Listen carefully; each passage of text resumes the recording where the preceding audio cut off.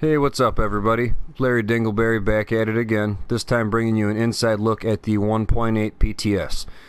Now, today we got a lot of stuff to go over. We got changes to the map, new missions to farm, changes to PvP, new weapons, new caches, new gear score, and the optimization table. So, a lot to go over. If you enjoy this video, smash that like button, subscribe for future content, and leave a comment if you want.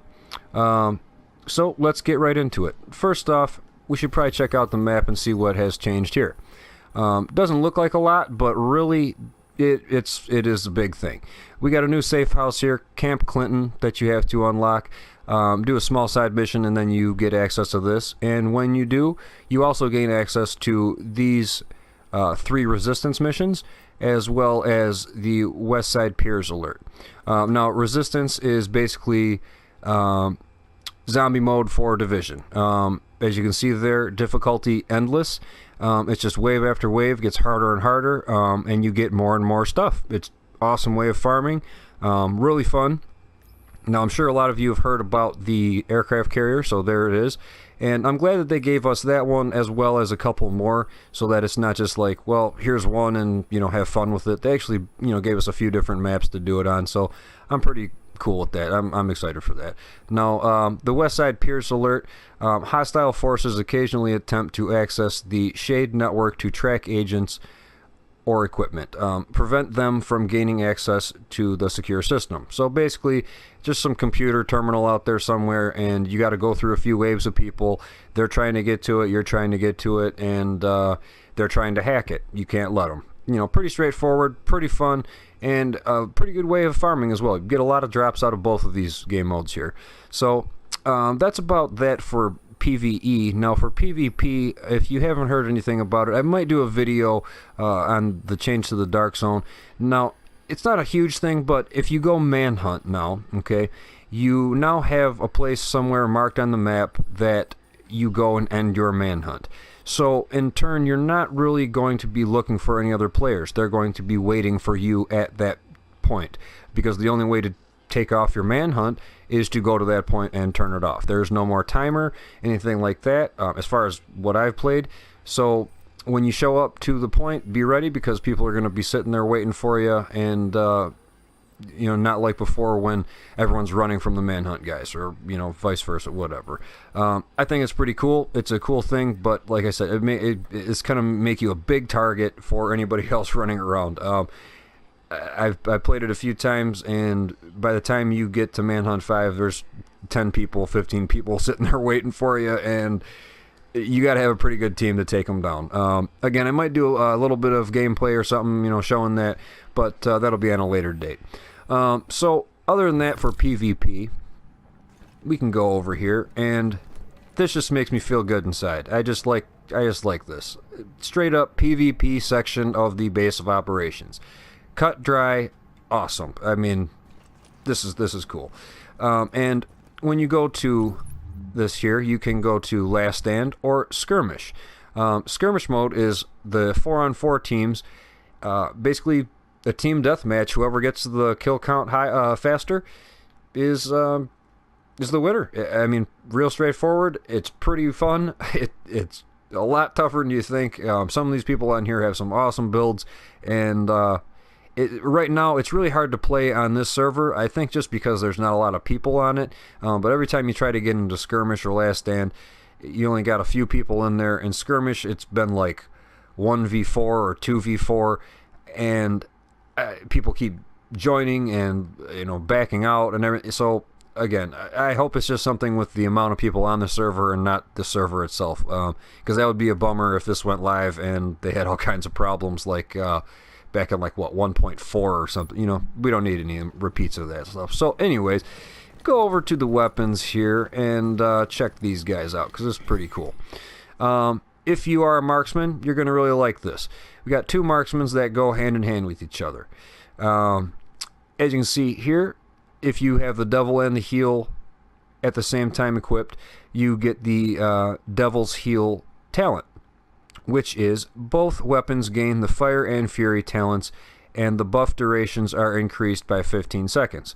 bonuses from Fire and Fury are no longer lost when swapping between Fire and Fury. Weapon swap speed is increased. So let's look at what the Fire and Fury talents actually are. Fire is headshot increase stability by 30% for 15 seconds. Body shot increase headshot damage by 30% for 15 seconds. Pretty cool. Then you got the heal down here with the Fury talent. Hitting weak points increase weapon damage by 15% for 15 seconds. Hitting skill proxies increase critical hit damage by 30% for 15 seconds.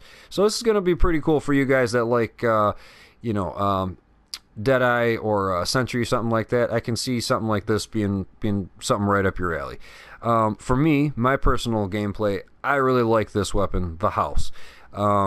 Awesome submachine gun, and the talent is just amazing here. One half of the magazine does 25% increased damage. The half which deals increased damage flips every 15 seconds or when the magazine is empty. So you got to kind of have it on a timer, kind of got to keep an eye on it a little bit, but really, you'll see the difference when that 25% increased damage kicks in. You definitely will see that. This is going to be a must-have, I think, come 1.8, so keep your eye out for it.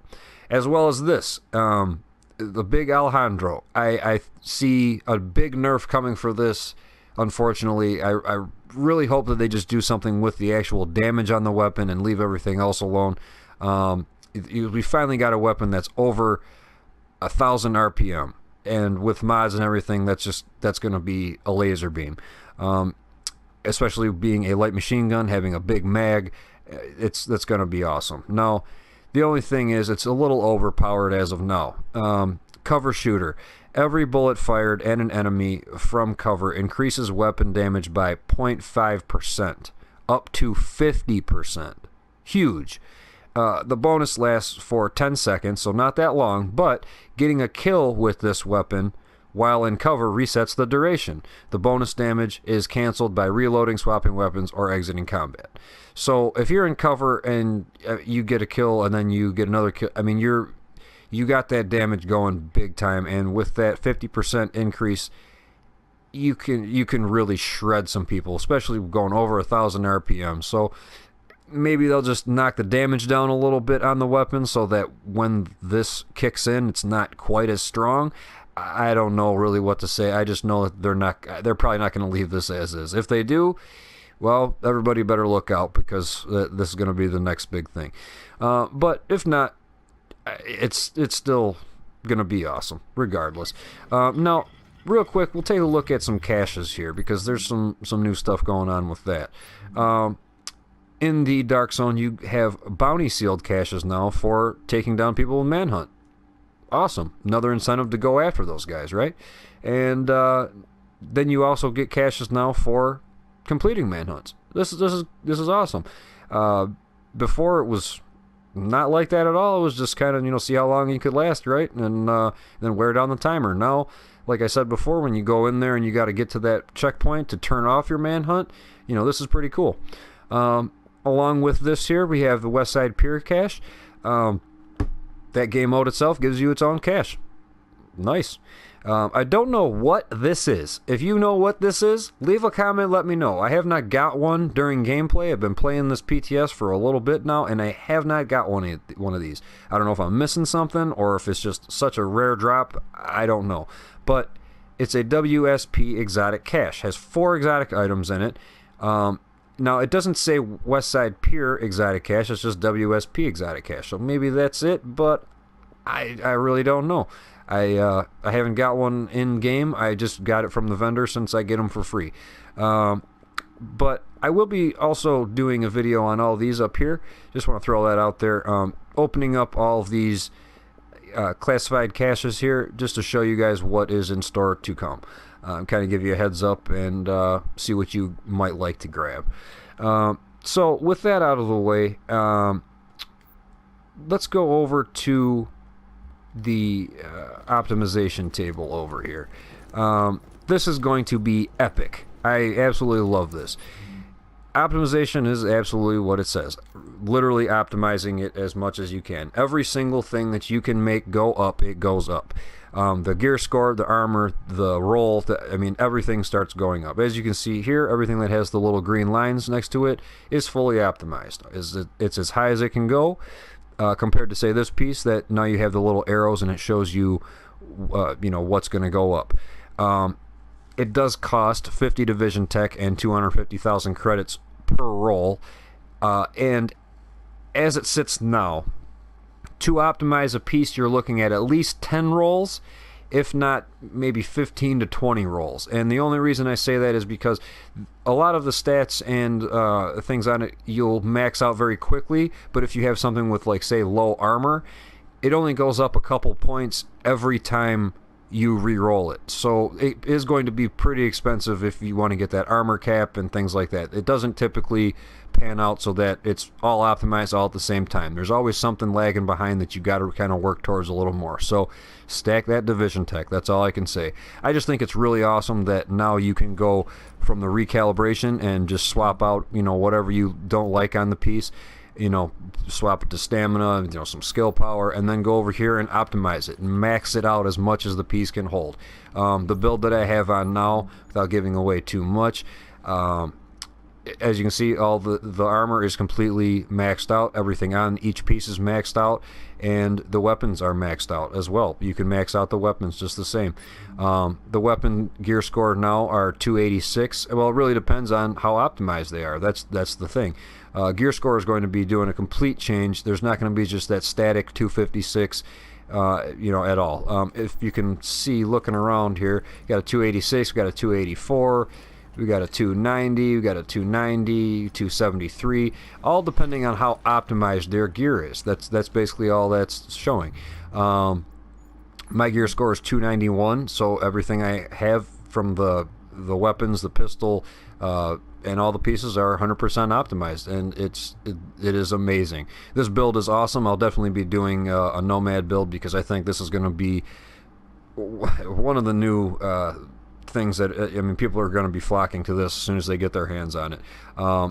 Which brings me to the global event. I really hope they change the modifier for the global event. The next one is supposed, I don't even remember what it's called, but basically it is the longer you stand still, the more damage you do. I don't know what they were going for with this. Maybe to show you, like, hey, you need to stack more stamina or something, so you can have, like, standoffs and just shoot at each other. I don't get it. But that's basically what that was going to say. I didn't even bother to do anything with it because I really was disappointed. Hopefully they change it. Like last time with Assault, it was all up in your face, get as close as possible to do as much damage. Now it's just stand there and you get more damage. I don't know what they're going for, but regardless, stay tuned for that. Check that out. Let me know your thoughts on that. But again, if you like this video at all, if this helped you out in any way, shape, or form, and you enjoyed it, just smash that like button, subscribe for future content, and leave a comment if you want. I'll probably have a couple links in the description for gameplay on a couple different modes, things like that, so be sure to check those out. And until next time, agents, you guys take it easy. Later.